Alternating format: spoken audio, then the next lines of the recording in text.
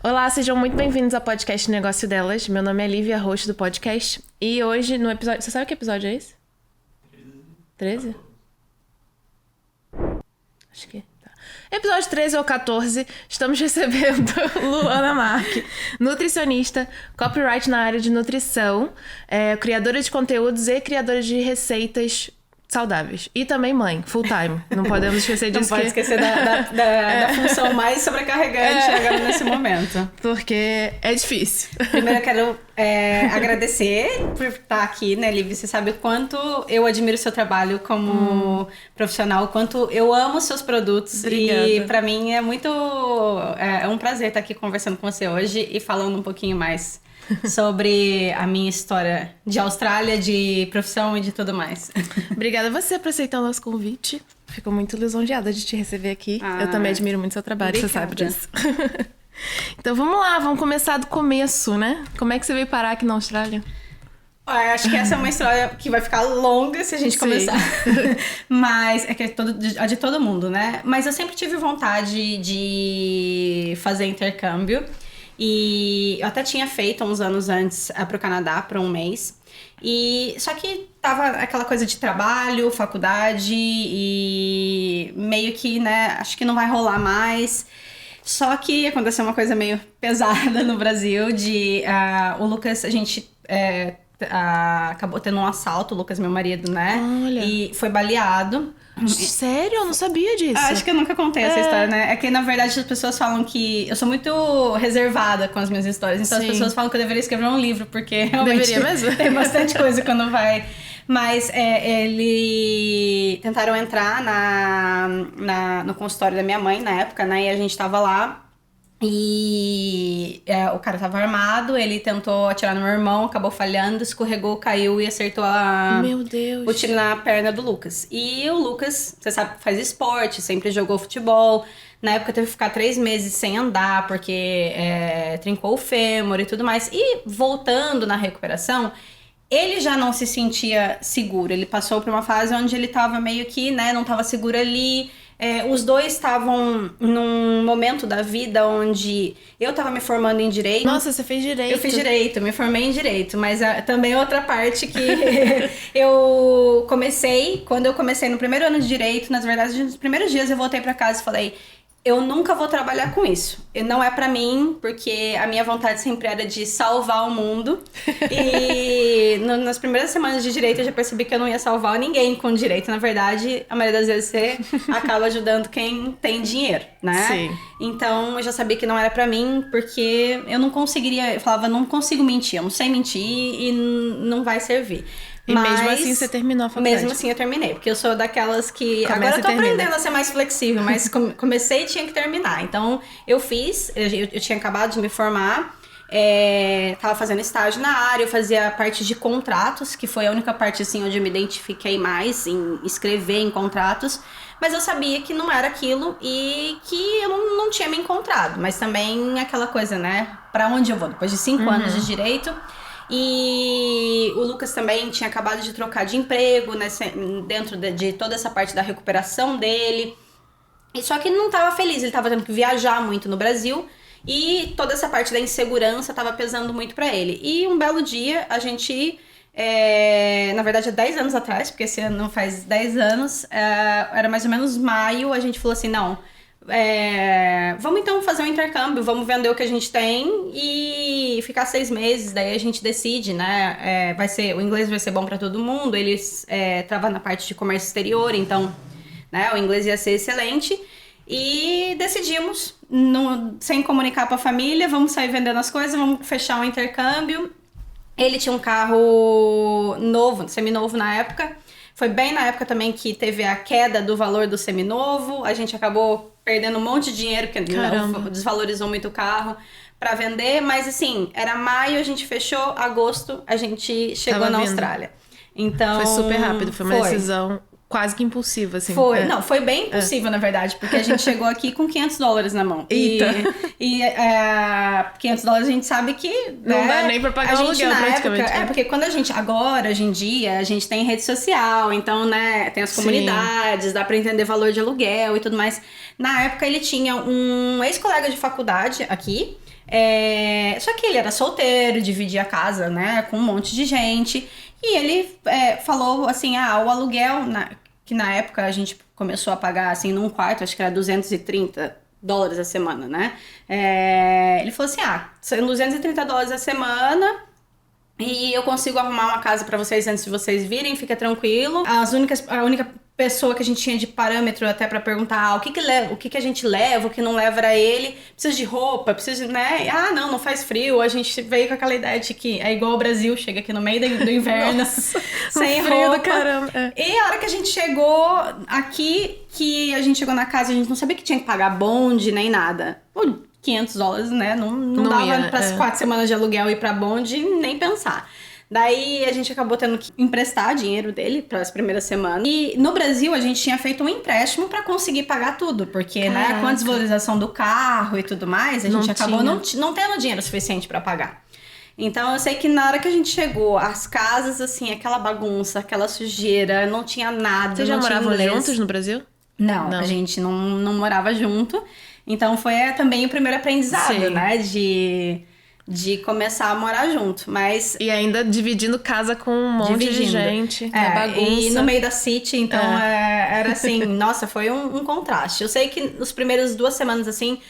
Você se arrependeu? Você ficou, meses, tipo, o que eu tô fazendo aqui? A gente ficou, assim, bem baqueado, porque... Eu acho que você chega, até mesmo essa coisa, né? O que precisa levar? Não precisa levar nada. Geralmente as casas tem tudo. Você chega, não tem nada. Não tem a cama que a gente tinha eram 2 camas de solteiro com colchão dessa largura, juntas, não tinha lençol, não tinha nada. Eu lembro que a primeira semana eu dormia com praticamente todas as minhas roupas do corpo, no corpo pra não ficar com frio. E daí você não... Tipo, é o choque de... Não sabe... Não tem, né... o inglês ainda. Então, eu tinha um mínimo, mas eu acho que por eu ser muito mais introvertida, o que eu sabia, eu falava pra ele falar, eu não falava, então ficava aquela comunicação cruzada ainda. Sim. Ele não tinha nada. Então, acho que foi difícil. E, ao mesmo tempo, a gente tinha tomado a decisão de que, assim, se a gente fosse ter que voltar ou o que acontecesse, a gente também não ia envolver os nossos pais, porque foi uma decisão nossa. A gente, né, tomou essa decisão sozinha. Na época, não perguntou a opinião de ninguém. Então, a gente falou assim, não, se der errado, é por nossa conta mesmo. Então... Foi muito trial pra poder ter só o jantar no final do dia. Foi muito... Foi muita batalha. Foi bastante. Assim, os primeiros 2 anos, principalmente, foram bem difíceis, porque a gente queria renovar, então a gente teve que fazer o dinheiro pra renovar e o dinheiro pra pagar o empréstimo no Brasil. Mas eu falo que tudo isso também faz parte da construção do que a gente, né, hoje tem aqui, ou da nossa família também, da nossa parte como casal, né, a estrutura como casal. E eu acho que você dá mais valor também a certas coisas. Com certeza. E eu acho que o mais legal daqui, que assim, eu gostava muito no começo de refletir sobre, é que independente do trabalho que você tem, você é valorizado, né? Então, às vezes, por exemplo, falasse assim, mas você se formou em direito e saiu daqui e foi trabalhar de cleaner, porque eu trabalhei de cleaner, trabalhei de babá por muito tempo, caixa de supermercado. São trabalhos que no Brasil muitas vezes as pessoas desvalorizam, né? E que são essenciais. Subemprego, exatamente. Entre aspas. E que não é. Não, exatamente, são essenciais, porque quem gira, né? Sim. E aqui, assim, isso pra mim foi muito legal, porque você conseguia... É uma virada de chave. Entender isso e refletir.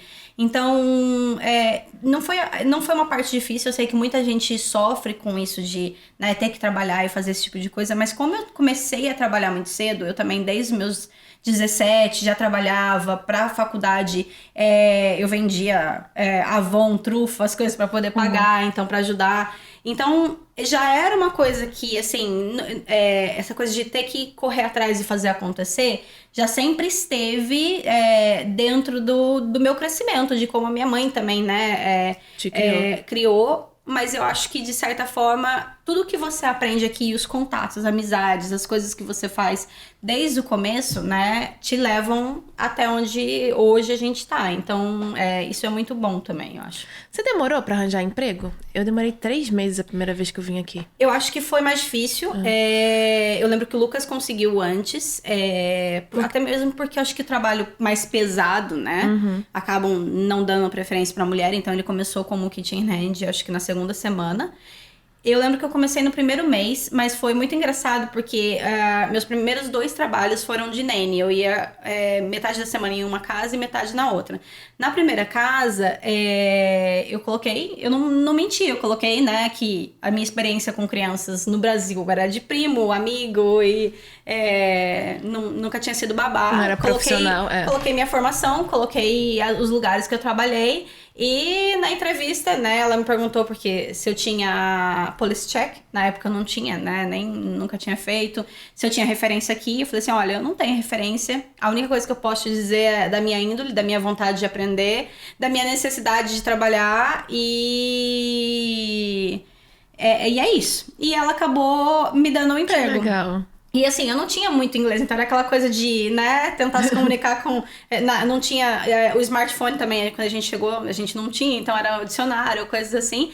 E no segundo trabalho, quando eu apliquei, que na época ainda era Gumtree, ela ligou para meu primeiro trabalho, né? Era a minha única referência. E daí ela era médica, a Amanda, que era minha segunda empregadora, chefe, né? Então ela ligou para minha primeira patroa e perguntou para ela, olha, mas você tem o police check dela? Você checou outras coisas, né?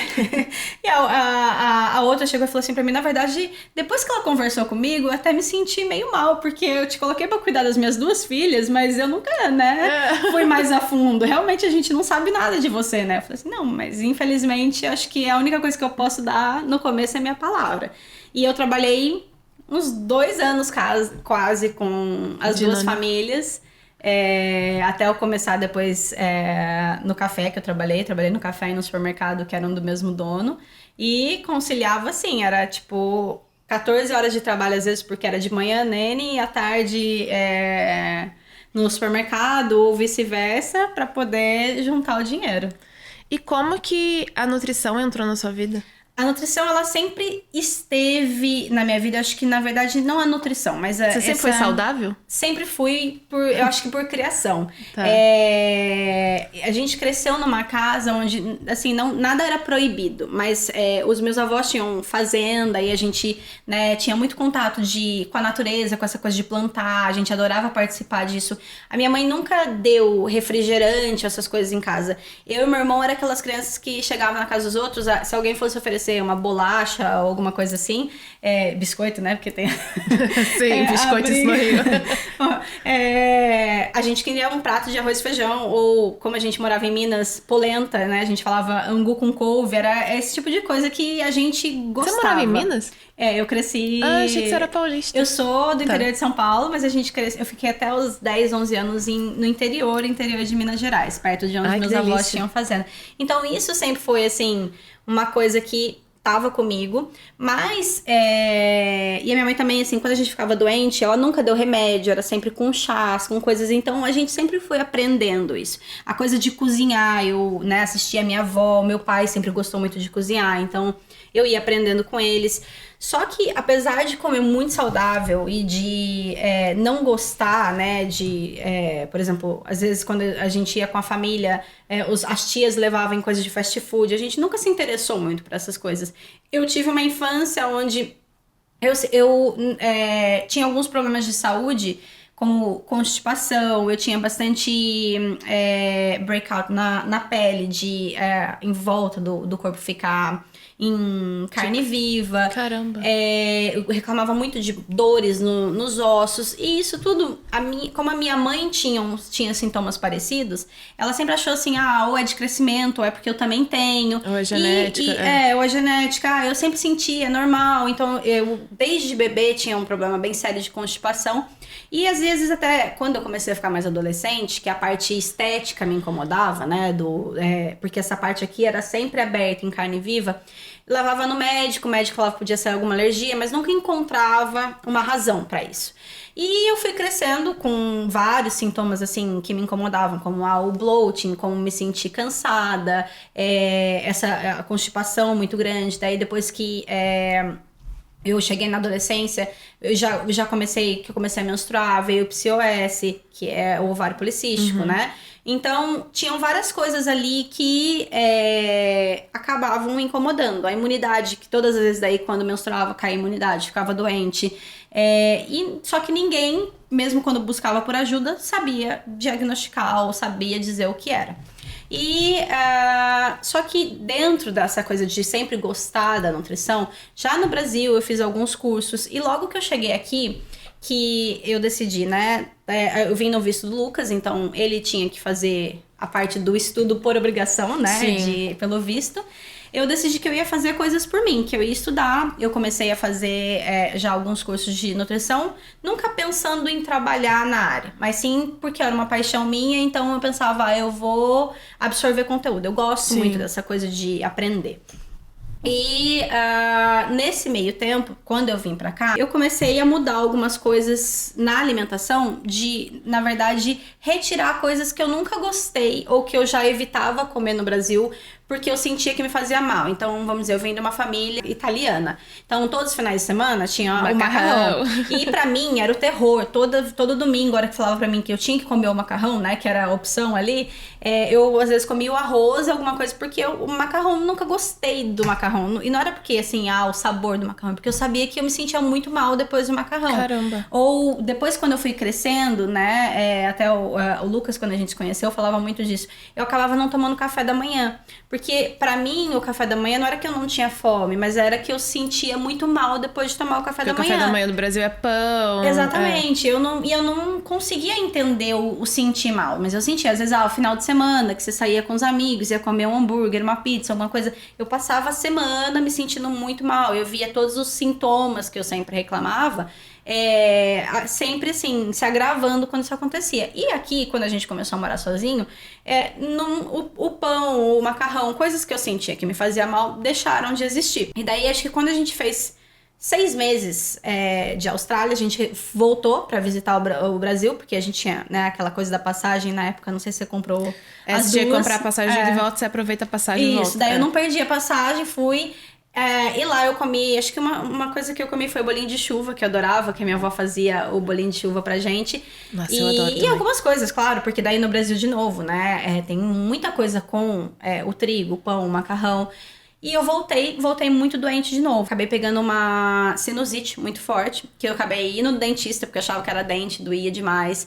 E daí, o dentista falou, não é dente, vai no médico. Fui no médico, era sinusite, a constipação, o meu corpo tava cheio de, né, as espinhas inflamadas, a alergia de novo. E uma médica aqui sugeriu, olha, né, eu contando pra ela, falando de todo o meu histórico, ela perguntou um pouco do histórico da minha família, sugeriu que eu fizesse alguns exames. Foi quando eu descobri que eu era celíaca.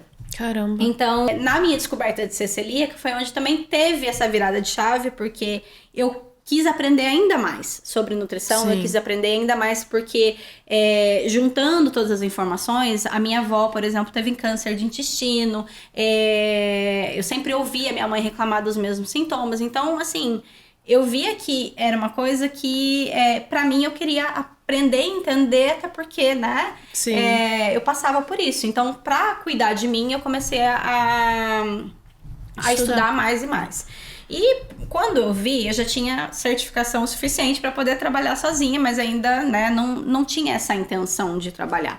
A intenção de trabalhar começou quando eu tive uma flatmate, que ela começou a morar com a gente, e ela tinha um histórico de eating disorder muito forte no Brasil, também com vários problemas de amenorreia, porque ela não menstruava mais, problemas no intestino também, um histórico até um pouco de ter que tomar remédio laxativo, essas coisas para poder emagrecer. Uhum. E ela começou a morar com a gente, eu comecei a ajudar ela nesse sentido, né, de trabalhar com ela para melhorar a saúde dela. E foi um divisor de águas na vida dela, né? Transformou muito a vida dela. E ela começou a falar pras amigas do que estava acontecendo, né? Ia pro curso de inglês, pras coisas, começou a falar e divulgava pra família, né? Essa transformação na vida dela e tudo mais. E as pessoas começaram a me procurar. Foi por indicação. Foi por indicação. E daí, quando eu vi, eu tava naquela coisa assim, eu tinha 3 trabalhos, mas chegava à noite, eu acabava ajudando as pessoas, assim, de graça, né? Porque eu tô ajudando, tô fazendo. E daí, chegou uma hora que eu falei assim, não dá mais, tá ficando muito cansativo. Sim. E ela começou a incentivar muito, o Lucas também sempre me incentivou demais. Falei, então acho que chegou a hora agora que a gente já tá mais estabilizado, eu vou sair de um dos empregos, vou ficar com só um emprego, né? Fiquei só no café e eu falei assim, eu vou tentar, não custa nada tentar. Nessa época você já tava fazendo conteúdo no Instagram? Não, foi logo quando eu comecei, tá. Que, né, já faz uns 7, 8 anos, na verdade, que eu trabalho com essa parte. E na época, quando eu comecei com conteúdo no Instagram, também não tinha isso, né? Veio muito dessa coisa, eu descobri com a nutrição e com essa busca das pessoas que talvez a minha contribuição com salvar o mundo podia vir de uma coisa que eu era apaixonada, que eu gostava muito. Sim. Então, assim, eu acho que isso eu falo que foi graças à Austrália. A Austrália te dá essa oportunidade de recomeçar. Que legal, né? De quantas vezes bom, você quiser, você poder recomeçar e fazer outras coisas. E eu fui vendo o que eu precisava para me regularizar, de licença, de insurance e tudo mais. Falei assim, não, vou começar. E comecei então atendendo meio período e comecei a colocar essas coisas no Instagram. Acho que o Instagram tinha aqui, 3 anos, né? Não era bem novo. Comecei a colocar os conteúdos. Logo, eu conheci a Mônica, né? Que a Mônica se tornou minha cliente. E a Mônica, né, já era expert em redes sociais. Então, ela começou a me influenciar muito nessa coisa de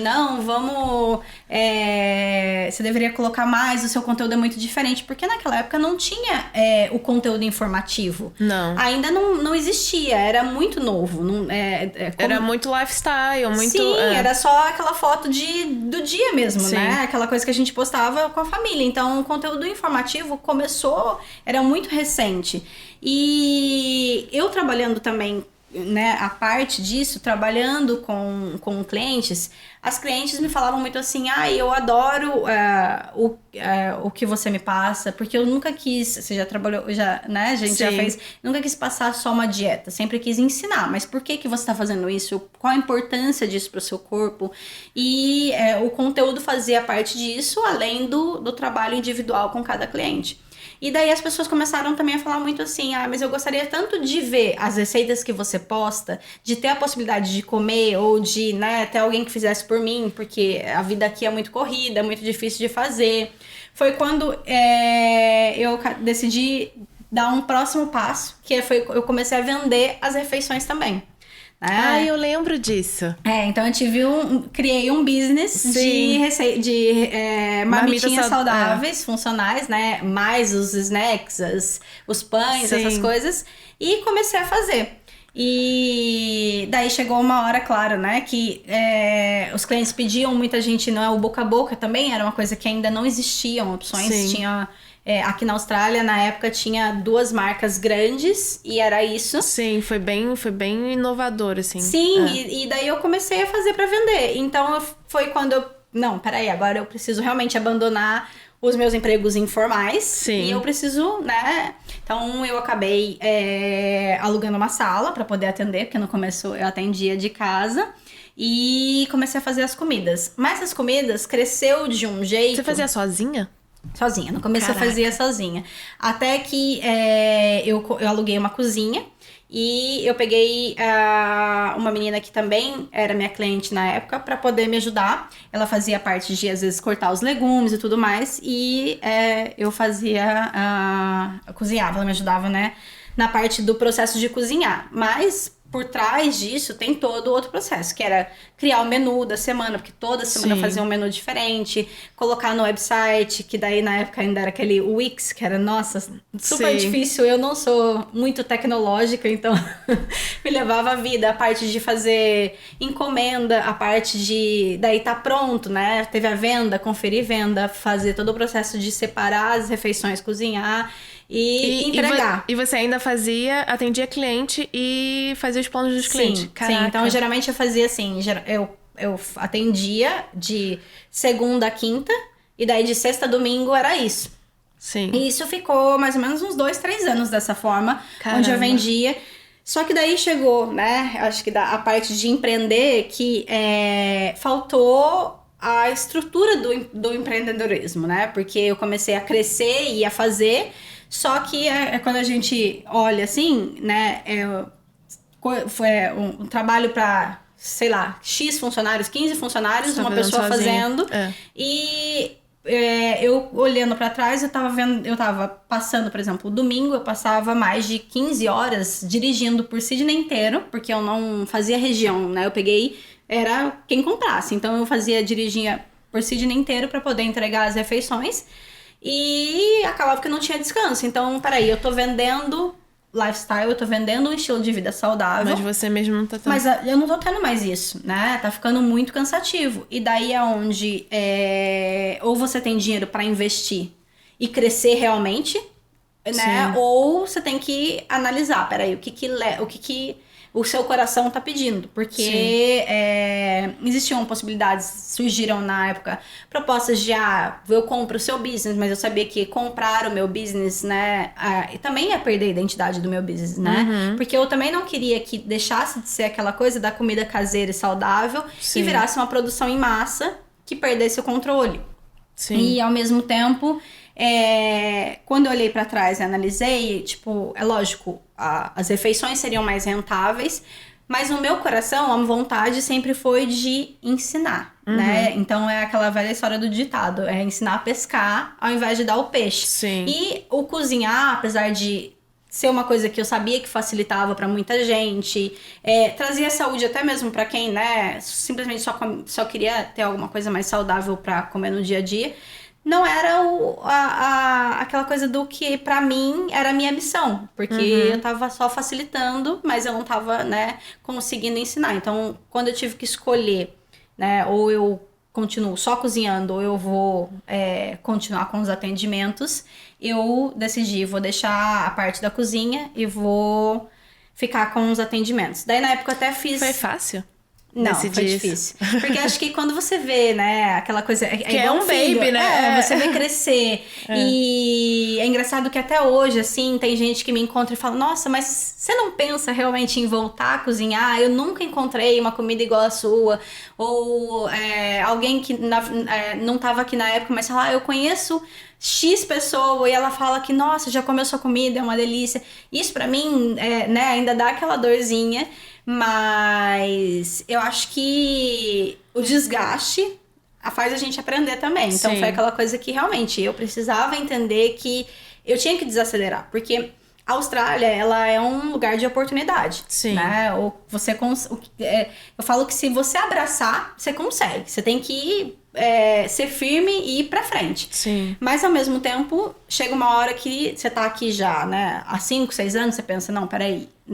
Se eu sair do Brasil para vir parar na Austrália para ter qualidade de vida, eu tenho que começar também a não pensar só com a parte financeira ou com a parte de abraçar toda a oportunidade, sim desacelerar. Sim. Então, eu acho que foi um processo até você chegar na decisão. Foi. Até na época eu continuei com os pães, porque eu sei que, por exemplo, até mesmo eu sendo celíaca, toda a minha comida ela era sem glúten, tudo era muito natural, muito saudável, sem condimento. E eu sabia o quanto era difícil há anos atrás, por exemplo, conseguir um pão sem glúten para quem realmente é intolerante ou é celíaco. Então eu continuei com essa parte um tempo, Mas daí eu fui parando aos poucos e realmente, né? Foi um processo de let it go, mas devagarzinho, até para que eu não sofresse tanto. Sim.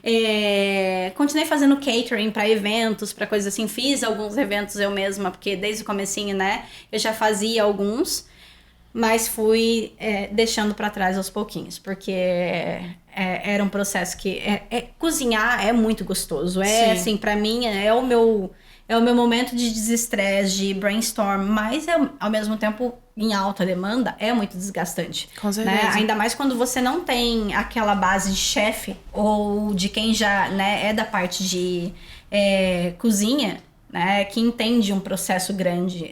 Acho que se torna muito... Lógico, eu fui pegando com o tempo e conseguindo fazer, mas se torna bem cansativo nessa parte. Ainda mais sozinha, né? Nossa. Era a menina que me ajudava na época, por coincidência, chamava Luana. Então, a gente ela falava, nossa, eu não... Ela já não aguentava mais, porque realmente de sexta-feira era um dia que a gente começava às 5 da manhã pra acabar 7 horas da noite, às vezes. Era um dia super longo e de final de semana ainda tinha toda essa parte da entrega. E comida tem todo o cuidado, porque é perecível, né? Sim. Ainda mais quando é uma coisa que não tem conservante, não tem condimento. Então, era puxado, era difícil. Eu falo que hoje, se eu tivesse que escolher, eu não voltaria a fazer de novo. Não. Mas aí você começou a dar workshops. Sim, eu dou workshops às vezes em empresas ou em parcerias com marcas de ensinar receitas e vou muito em casas, né, para dar workshop. Então a pessoa me contrata e eu vou ensinar a cozinhar, ou tem gente que às vezes faz até surpresa pro marido de vamos, sei lá, aniversário de casamento, ter uma aula de culinária funcional, então eu vou ensinar alguns pratos específicos. Ou a pessoa hoje, né, até mesmo nessa...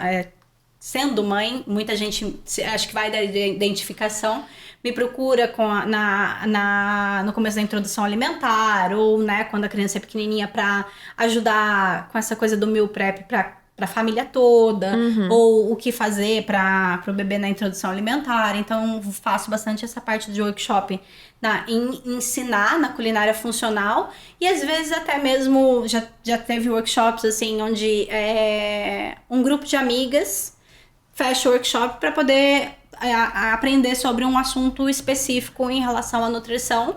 E eu faço isso, assim como para empresas também, faço essa parte também. Legal. E qual que foi seu maior desafio de empreendedorismo, assim, em todo esse processo? Porque você empreende em várias coisas, na verdade, né? Você teve essa empresa, que foi uma grande empresa, assim, de estrutura, né? Tem a parte dos atendimentos, que também é... Eu acho que pra mim, se a gente for pensar, não o empreendedorismo, né? Mas o meu maior desafio foi quando a minha rede social começou a crescer. E daí entrou a parte de content creator ou influencer, né? Eu não gosto de falar influencer, não gosto da palavra.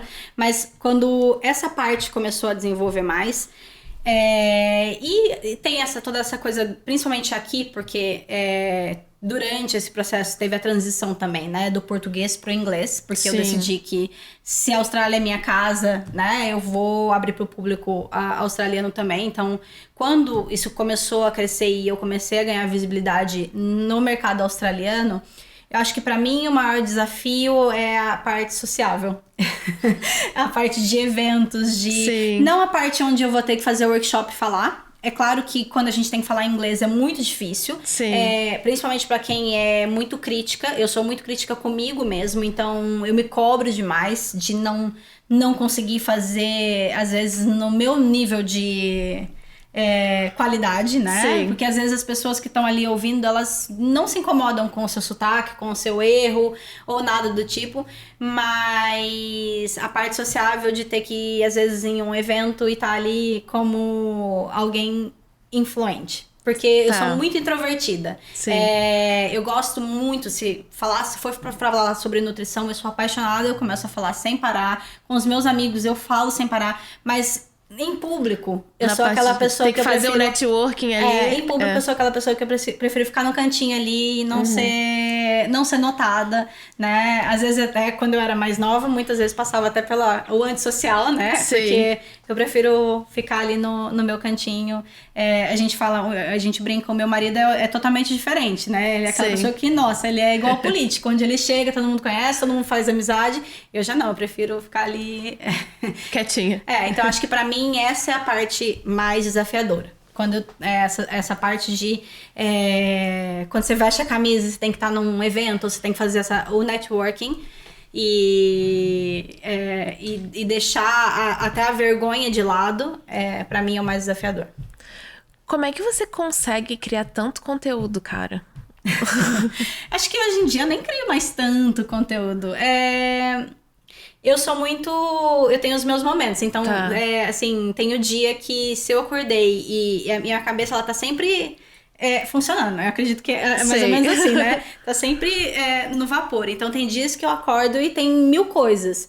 Eu vou ou cozinhar, e é onde, tipo, vai sair um monte de receita e eu vou conseguir criar um monte de coisa, ou eu vou sentar e vou escrever. E daí vai sair, às vezes, tipo, 5, 6 coisas que eu vou guardar e vou deixar escrito. Porque tem dias também que eu acho que tô tão drenada que eu posso sentar. Não dá, pra mim, essa coisa da regra, apesar de eu ser muito certinha em muitas coisas assim, se você falar, não, hoje é dia de escrever. Eu sou aquariana, então eu também tenho Sim. essa parte do contra. Se me falou que hoje é o dia, não vai sair nada. Não adianta me colocar uma regra, porque eu vou tentar quebrar ela. Então, tem que ser o do momento. Surgiu o momento, eu tenho que começar e vai desenvolvendo e vai fazendo. Porque é igual estudar. Se você falar, você tem que ler esse livro, eu vou arrumar um jeito de não ler o livro todo. Agora, se eu tiver que ler por conta própria, não porque alguém me mandou, nossa, eu vou ler 15 livros... feliz porque eu amo ler, mas essa coisa da regra não funciona. Não funciona. Mas até mesmo essa parte de conteúdo, eu acho que eu passei por uma transição muito grande, né? Porque eu comecei, primeiro, oferecendo o conteúdo em português, informativo em português. Depois eu fiz a transição desse conteúdo informativo em inglês. E hoje eu uso muito mais a minha rede social para trabalhar com marcas na parte de ser influencer, né? Uhum. De ser realmente uma segunda fonte de renda para mim. Sim. Do que o conteúdo informativo. E isso foi também, acho que um pouco de desgaste que aconteceu com tudo que vem, né? Com toda a transformação que as redes sociais sofreram hoje. Então, hoje eu vejo que o conteúdo informativo está em qualquer lugar, né? Só que eu fui aprendendo com o tempo, dividindo, que por mais que você coloque ali a informação com base científica, a interpretação depende de cada pessoa. Uhum. E apesar da pessoa ter acesso, depende também de como ela quer, de que conteúdo ela quer absorver. Porque eu acho que quando tem tanta coisa assim, se a pessoa ela já tá perdida e tá confusa, o conteúdo gratuito, ele não é individualizado. Sim. Então, às vezes, acaba deixando a pessoa ainda mais confusa. Sim. Ou se a gente pega uma pessoa que ela tá passando por um processo que é aquela coisa, né, de busca um milagre, às vezes até, e tá tentando de tudo. O meu conteúdo informativo, por mais que eu queira ajudar, pode fazer mais mal do que bem. Sim. Então, eu acabei me desgastando um pouco de ter essa coisa de, né, eu acho que a gente como empreendedor, ou até mesmo como marca, ficou muito cansativo essa disputa de ter que ter conteúdo novo o tempo todo e melhor que o outro. Então eu acho que eu voltei até mais pro passado de lifestyle, ou só essa coisa das parcerias minhas com marca, ou muito mais só as receitas, porque eu acho que as receitas é uma coisa que, né, uma mãe ou uma pessoa que quer comer saudável pode ter acesso a uma receita fácil e fazer em casa, do que o conteúdo informativo, porque acho que o conteúdo informativo realmente, hoje eu falo que eu prefiro focar minha energia para quem realmente quer absorver o conteúdo que eu tenho. Sim. Né? Porque claro, na nutrição tem inúmeras vertentes. E Sim. eu acho que a gente não pode chamar de certo ou errado. Tem aquilo que você se identifica, ou tem aquilo que você tá disposto a fazer nesse momento. Então, mas eu sou muito mais... Você acha que eu tô... Engraçado você falar isso, porque às vezes eu, como usuária, eu sinto muito... cansada de ficar vendo só conteúdo informativo na internet. E é tudo igual agora. Tudo aquelas fotos, as pessoas assim, em várias poses, e apontando pro conteúdo. E aí, às vezes, eu sinto falta só de me entreter, só de ver foto bonita, sim, e eu só acho de ver meme. E eu acho que, até mesmo no meu processo em me tornar mãe e tudo mais, foi onde eu também tive essa virada de chave, né? Sim. De perceber que porque eu acho que, principalmente durante a pandemia, e se a gente pensar em redes sociais pro brasileiro, né? A gente já conversou sobre isso, né? Pra mim, eu acho que até essa parte de marketing realmente ficou cansativa. São as mesmas montagens de Canva, a mesma estrutura, a mesma coisinha de álbum. Parece que estão seguindo uma fórmula do sucesso, digamos assim. E que é uma fórmula onde todo mundo se tornou igual, né? Ninguém é diferente. Sim. Ou todo mundo, ou às vezes é aquela disputa também de quem sabe mais. Sim. E eu falo que eu não estudei tudo que eu estudei, eu não me aprofundei em tudo, na parte, né, a minha paixão pela alimentação, a minha paixão pela nutrição, pela medicina holística, não, assim, pra mim, hoje eu me valorizo muito mais em relação até em tempo, né, porque eu quero dividir, eu quero ter muito mais tempo pra estar com meu filho, do que ficar dividindo conteúdo grátis, porque eu sei que a pessoa não vai valorizar, eu vou passar reto. Sim. Em ler o conteúdo muitas vezes, isso frustra, entendeu? porque às vezes você fica 3, 4 horas fazendo um negócio e aí não dá engajamento nenhum. Exatamente. E foi uma coisa que eu percebi nisso. Porque daí quando, né, a minha rede social se tornou rentável, eu percebi que o conteúdo informativo, a não ser que, lógico, se eu fizer uma parceria com uma marca e eu for escrever um conteúdo informativo pra ela, né, e eu estiver recebendo pra isso, eu vou postar. Mas eu percebo que o conteúdo informativo, ele tem muito menos engajamento do que o lifestyle, por exemplo, né? Ou do que hoje as pessoas querem ver muito a minha transformação de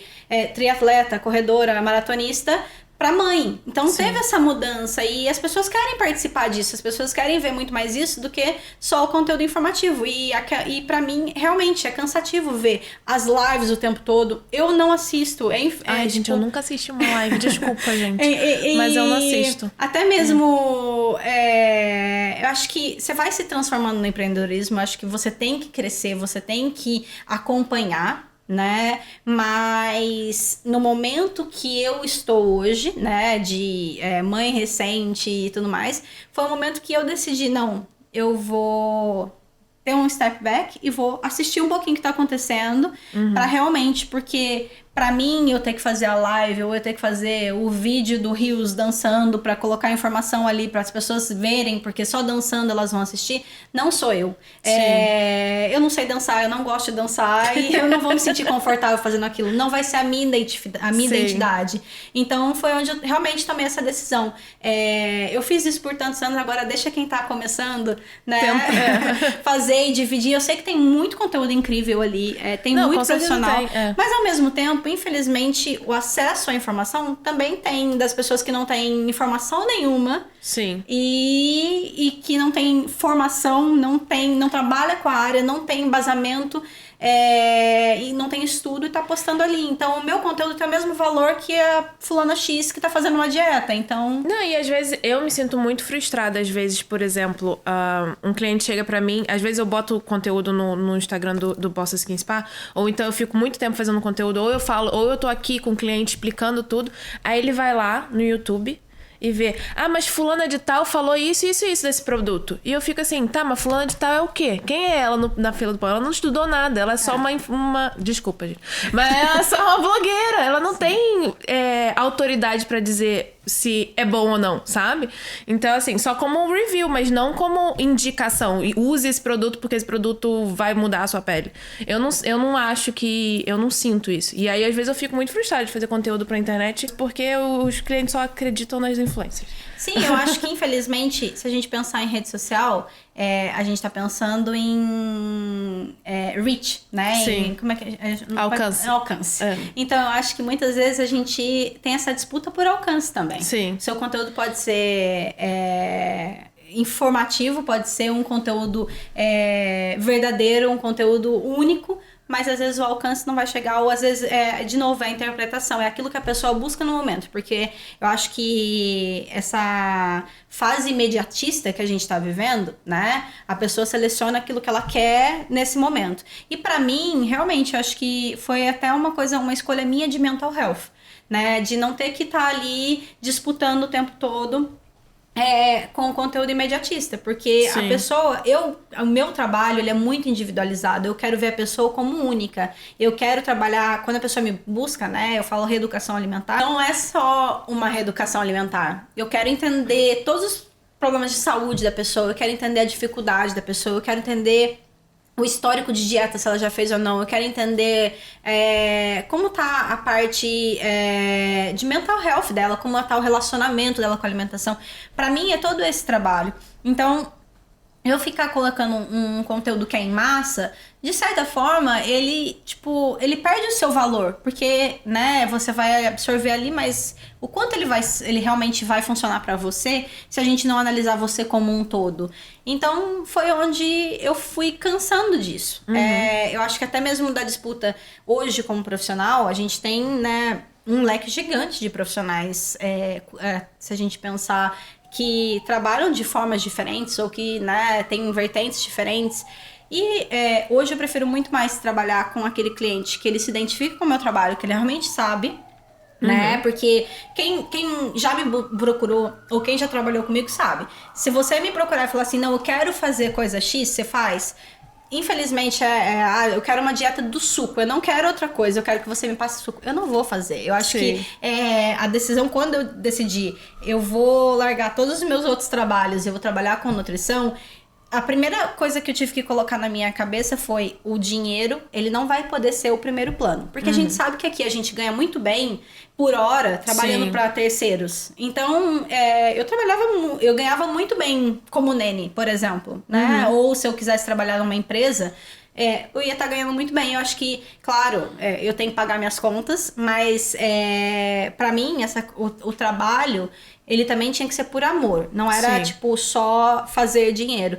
Então, eu nunca vou falar sim, simplesmente para um cliente, só para pegar o dinheiro dele e não poder realmente fazer a diferença. Talvez, claro, a pessoa chegou, ela fez o trabalho comigo, mas ela não estava pronta. Aquilo não era o momento dela. Mas quem sabe daqui 6 meses, ela revendo todo aquele conteúdo, ela revendo toda aquela informação que eu dividi com ela consiga colocar em prática e ela realmente tenha aprendido comigo. Então, pra mim, o importante é isso, é poder ensinar. Fazer só por fazer, para que seja mais um cliente, ou, até tem uma coisa das redes sociais que você coloca ali, ajudei 3.000 plus, ou Sim. não sei quantas plus que eu já trabalhei. Pra mim, pra ser só mais um número, não. Eu lembro cliente por cliente, eu gosto disso, eu gosto de trabalhar. E eu tenho muito prazer, inclusive, de hoje, tanto aqui na Austrália, como em outros lugares do mundo, saber, assim, eu perco as contas de clientes que hoje fizeram nutrição e trabalham na área de alguma forma, porque vem me falar, olha, eu me apaixonei por isso, ou eu me encontrei com isso, vendo a sua paixão e vendo a sua dedicação. Então, pra mim, acho que, não tem nada mais prazeroso do que ver isso acontecer. E ver realmente pessoas que se apaixonaram e são genuínas naquilo que estão fazendo e que estão difundindo. Eu acho que quando a gente passa o conteúdo, a gente ensina, né? Talvez não seja pela rede social que a gente está tendo um alcance, mas quanto mais informação a gente passa para as pessoas, mais informações elas podem passar. Então, eu acho que o alcance acaba sendo de outra forma. Sim. Né? E acho que para mim isso é muito mais prazeroso do que simplesmente só fazer isso, só a criação do conteúdo em massa, o atendimento em massa, essa coisa de tudo girar muito rápido. Vou perguntar uma coisa mais sobre o público australiano, assim, o que você acha que... Porque o australiano não engaja nesse perfil, nessa fórmula maravilhosa do Brasil. O que você acha que o australiano quer ver na internet? Eu acho que o australiano, ele quer ver muito mais a simplicidade, aquela coisa do genuíno, do que eu acho que o brasileiro tem muito aquela coisa de ver, de querer ver aquilo que pode ser uma realidade um dia, né? De fantasiar. O australiano não, é muito mais o pé no chão, aquela coisa de querer ver o dia a dia, o lifestyle, assim, de uma vida desacelerada, né? Do que uma vida com mais Luxo, e mais e luxo, né? Eu acho que é muito mais, assim... o australiano não vai se importar se você for ali, por exemplo, e falar sobre um conteúdo informativo de moletom e sem maquiagem. Já se você for se apresentar pro público brasileiro dessa forma, ele já vai meio que perder a credibilidade porque você não tá vestida profissionalmente, Sim. né? Então, acho que tem esse lado também. E você sentiu muita diferença de alcançar esse público? Senti. Acho que eu posso dizer que dentro da nutrição, né, por muitos anos, a minha clientela foi, assim, 70% da comunidade brasileira, 70%, 30%. Eu acho que o australiano, ele é muito mais reservado. Então, o australiano, ele não vai chegar pra amiga, por exemplo, a amiga fulana passou comigo.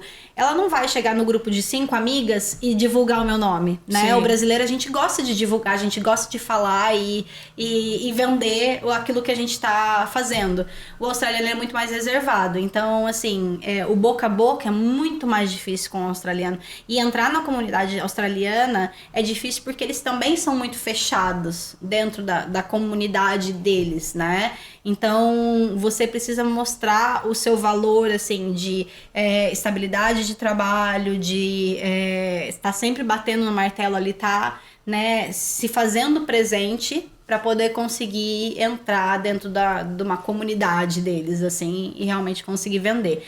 Acho que pro australiano, dentro das minhas vertentes de trabalho, né, funcionou muito mais até a parte das refeições e dos workshops, porque, lógico, eles também têm uma facilidade de pagar mais do que se a gente pensar, né? A nossa comunidade brasileira é muito mais dentro de estudantes, de pessoas que não têm uma condição financeira muito grande para investir dinheiros em produtos mais caros do que o australiano. E o australiano, ele tem uma cultura muito ruim em relação à culinária, a cozinhar. Então, produtos como workshops ou até mesmo uma comida pronta funciona muito mais pro australiano. Entendi.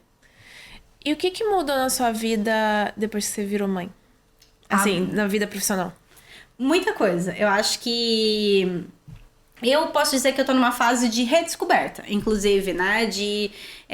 Porque, como eu disse, claro que como nutricionista, eu estaria mentindo se eu falasse que o meu carro-chefe não é emagrecimento, né? A pessoa que me procura, a grande maioria, vai ser porque ela quer emagrecimento. É claro que dentro do meu trabalho eu vou mostrar pra ela que a importância ali não é o emagrecimento. E que o emagrecimento, muitas vezes, ele só vai acontecer quando seu corpo estiver em equilíbrio, quando você pensar na saúde, quando você reestruturar a sua alimentação, até mesmo o seu relacionamento com a comida. Então eu consigo trabalhar todo o resto, né? Pensando ali só na pontinha do iceberg, que seria o emagrecimento que a pessoa me procura.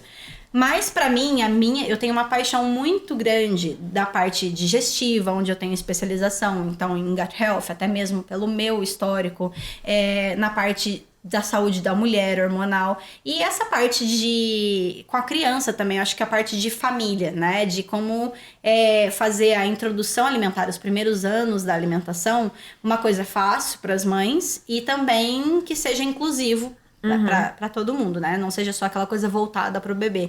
Então, são coisas que, para mim, a paixão foi crescendo muito mais, e eu acho que hoje essa parte de descoberta talvez agora, né, voltando mais com o ritmo do meu trabalho, tentar focar muito mais nesses pontos, como principalmente a saúde da mulher em si, fertilidade, a parte hormonal, parte digestiva, e tentar aos poucos, né, estruturar um trabalho muito mais forte voltado a isso, do que emagrecimento. Do que não só emagrecimento, mas o geral em si, né? Claro que o esporte também é uma coisa que eu gosto muito por ter sempre feito, então eu adoro, sempre trabalhei muito com triatleta, com pessoas que fazem Ironman, com corredores.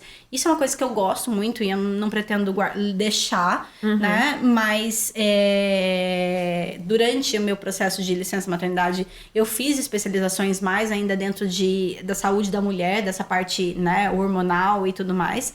E são coisas que eu quero continuar aprofundando e talvez fazer um trabalho muito mais específico dentro disso. Que acho que você vai se transformando como mãe. Sim. E claro que hoje, né? Também é uma decisão difícil, porque a gente sabe que, principalmente na idade que eu tô e nesse momento que o mundo tá vivendo, né? A escolha de, profissional e maternidade é difícil. Sim. E também não é fácil conciliar os dois, principalmente quando você tá longe e você não tem aquela rede de apoio que as pessoas chamam, né? Que é a família e tudo mais. Mas pra mim, eu cheguei num momento onde eu acho que a minha prioridade é a maternidade. Foi um processo difícil, inclusive, de escolha. Eu voltei a trabalhar bem cedo, assim, no meu pós-parto. Com 3, 4 meses eu já tinha voltado a trabalhar. Caramba. Fui conciliando, tô conciliando hoje. Mas eu penso assim, com 5 anos, eles vão pra escola e já era. Então, hoje em dia... Tem que aproveitar, né? E eu não esperei tanto tempo pra ter filho, pra colocar ele na escola hoje por período integral. E não acompanhar todo o processo de crescimento. Essa fase que é gostosa de... Cada dia fala uma palavra nova, as gracinhas, as brincadeiras. Então, hoje, assim, o meu profissional, ele é o segundo plano. Apesar de eu amar muito a minha profissão, eu amo muito mais a minha família em si, assim. Então, foi uma decisão difícil, mas é uma decisão que, aos poucos, eu fui vendo. Claro, existem vertentes, já surgiram possibilidades dos cursos online e tudo mais, mas isso tudo dedica tempo. Com certeza. E uma demanda que eu não quero hoje abraçar essa demanda. Eu quero, né, curtir esse momento. Então, eu falo que claro, não deixo de atender, tenho, graças a Deus, uma procura boa, mas pra mim hoje, assim, a prioridade é o meu tempo com o meu filho e me dedicar aos clientes que eu tenho, ao invés de volume, pra que realmente continue oferecendo um bom trabalho, né? Uma qualidade boa. E você também faz a parte de copyright para empresas e a parte de Instagram também, de influência. Eu acho que essa é uma parte, pra mim, hoje, muito legal no sentido de que ela é flexível, né? Dentro do meu tempo eu consigo escrever. Eu continuo tendo, né, que me manter atualizada. Eu gosto dessa coisa de dividir. E melhor, eu tô ganhando pra isso. Então, se eu tenho que escrever um conteúdo, uma informação, de dividir essa informação, tá ali. E a parte das receitas, que também, né, que eu faço bastante com marcas e dos workshops, que eu consigo conciliar. Porque eu acho que quando a gente pensa na nutrição, né, de como eu estruturei a minha carreira, essas são coisas que eu consigo fazer e pronto. Eu não tenho que levar para casa, né? E quando a gente pensa em toda a parte de consultoria, se eu pego um volume muito grande hoje para mim, eu me sobrecarrego no sentido de que não é só a 1 hora com o cliente, as consultas que eu tenho com o cliente, é o depois, onde eu vou elaborar o plano, é todo o follow-up e o suporte que eu dou pro cliente no WhatsApp, né, por e-mail. Então, é um trabalho que ele demanda muito mais tempo. Então, hoje eu prefiro ter um número limitado de pessoas para que eu realmente possa ter essa estrutura e pegar uma demanda maior quando a gente pensa em renda, em outras coisas de conteúdo, do que me sobrecarregar e ser estressante, porque a gente acaba... Hoje não sou só eu para descontar em mim mesma, né? A gente acaba descontando em todo mundo. Então, não era uma coisa que eu queria, assim, forçar nesse momento. E você tá feliz? Muito, muito. Eu acho que, pra mim, assim... Você encontrou o life-work balance, assim? Sim. É lógico que... Claro, no final do dia, quando tem as contas, tem sempre aquele desespero. Eu acho que é a escolha, né? Mas acho que, graças a Deus, lógico que como casal você tem que tomar essa decisão junto. Pra gente é muito melhor viver uma vida mais simples e tentar buscar, né? Porque acho que a gente tá sempre naquela busca de mais e mais e mais. Então, pra gente, o Zai foi aquele abridor de águas onde, peraí, vamos apertar o freio, porque a vida realmente passa muito rápido. Sim. E se a gente, nesse processo, na idade que ele tá, continuar sempre buscando, quando a gente olhou pra trás, a gente perdeu esse momento. Sim. Então, você tem que fazer escolhas, você tem que realmente se abdicar de algumas coisas e viver viver mais simples quando você ganha menos ou trabalha menos. E entender e viver aquele momento, sabe? Eu acho que isso me deixa muito feliz de poder estar presente. Muito do que até mesmo antes de ter ele, durante a minha gravidez eu passei muito por isso, de você pegar de novo aquela quantidade grande de coisas pra fazer, porque, né, você tem que fazer, mas aí a hora que você vê, tipo, o tempo tá passando e você tá sempre correndo atrás de dar conta. Então acho que conseguir hoje em dia desacelerar e não ter que ficar nessa parte de, né, nossa, eu tenho que dar conta, eu tenho que chegar lá, eu tenho que... hoje eu tô feliz assistindo do que... eu não preciso ser o topo da minha carreira, não preciso ser o mais influente. Eu tô feliz aqui onde eu tô, sabe? Eu acho que Legal. tudo tem momentos na vida. E quais seriam as 3 dicas que você daria pra uma empreendedora que virou mãe agora? Organização. Principalmente de tempo. Se cobrar muito menos, né? Eu acho que isso foi uma coisa que eu sofri muito em relação a me cobrar, né? Em estar ali, não estar oferecendo 100% do meu trabalho, porque não dá pra ser 100% de tudo. Na verdade, você nunca vai ser, né? Sim. Nunca vai ser uma mãe perfeita. Eu vou ser uma boa mãe, é isso que eu quero ser. E 3 dicas, então... Já foram 2. 2. Deixa eu pensar numa terceira. Eu acho que seguir o seu coração e realmente saber a sua paixão, saber a sua verdade, né? Porque se hoje em dia a gente ficar brigando por encontrar a verdade que o mundo quer, né? Eu acho que não existe produto ruim. Sim. Existe o produto que você tá vendendo e a pessoa se identificar com o seu produto, independente se ele é um produto físico ou se ele é um suporte, uma consultoria, serviço, né? Um serviço.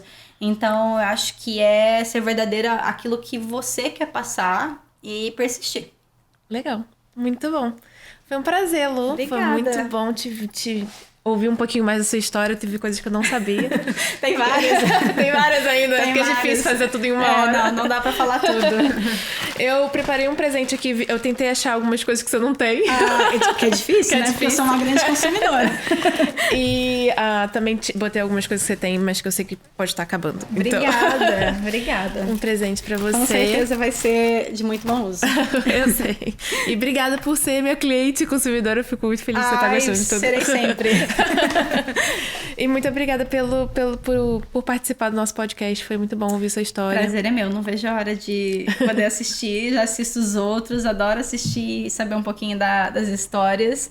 Um dia você tem que ser entrevistada também, né? Eu vou ser. Tô esperando o momento certo. Tem que ser entrevistada, porque eu também quero saber as histórias que eu ainda não sei. Nossa, acho que tem que ser uma temporada, assim, ó. Tem que fazer a temporada da Liv. História, viu? Tem que ser uns 4 episódios, assim, ó, pra eu conseguir escutar. Mas tem que fazer. Sim. A gente tá esperando. Mas vou fazer, gente. Vou fazer em breve, tá? E onde é que a gente te acha nas redes sociais? No Instagram, Lua Marchi. Então, LuaMarchi. Ou no meu website, que também é o meu nome. E por e-mail. É Lua Marchi ou é Luana Marchi? O meu website é luanamarchi.com.au. Tá. Então é isso. Você encontra a gente no @livia.portugal, Bossa Skin, Bossa Skin Spa e Bossa Skin Brasil. E negócio delas pode. Então, são vários. Quem assistiu até aqui, por favor, curte, comenta, compartilha. Compartilha para 5 amigos. Escreve, faz uns comentários aí, gente, pra gente ter engajamento, tá? Comenta aqui se você gostou ou não. E muito obrigada por assistir ou ouvir até aqui. A gente tá no Spotify e no Apple Podcast também. Então é isso. Muito obrigada e até o próximo episódio.